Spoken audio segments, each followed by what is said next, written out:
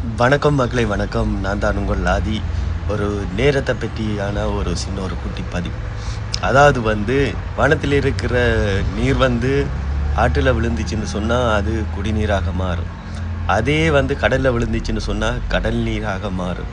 அந்த நீர் சாக்கடையில் விழுந்துச்சுன்னு சொன்னால் அது சாக்கடை நீராகத்தான் மாறும். ஸோ விழுகிற இடத்தை பொறுத்து தான் ஒவ்வொருத்தருடைய வாழ்க்கையும் இருக்குது. அதாவது நான் என்னத்துக்காக இதை நான் சொல்கிறேன்னு சொன்னால், நீங்கள் ஒரு ஆசைப்பட்டு ஒரு இந்த நிறைய கஷ்டப்பட்டு ஒரு மணிக்கூடு வேண்டுறீங்கன்னு வையுங்கோ.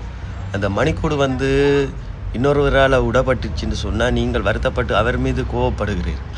ஆனால் அப்படியான கோபங்கள் கூடாது. ஏனென்று சொன்னால் அவர் மணிக்கூட உடைக்கவில்லை.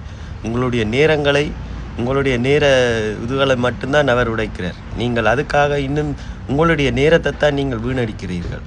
ஸோ ஒவ்வொரு நொடியும் ஒவ்வொரு நிமிடமும் உங்களுக்கானது.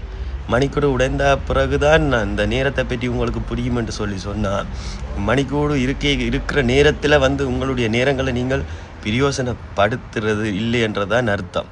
ஸோ கோவப்பட்டு பிரயோசனம் இல்லை.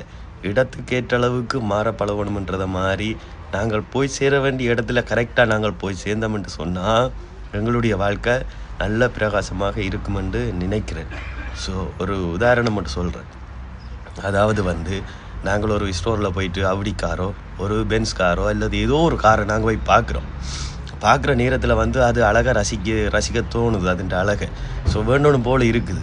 ஆனால் அதே அவுடி கார், அதே பென்ஸ் கார் தயாரிக்கும் பொழுது வெறும் கோதா இருக்கும். அதே நேரத்தில் நாங்கள் போய் அந்த காரை போய் பார்த்தோம்னு சொன்னால் வேண்டதுக்கே மனம் பெறாது. என்னடா இரும்பு இதுவலாக செட்டாக இருக்குதுன்னு சொல்லிட்டு விட்டுட்டு வருவோம்.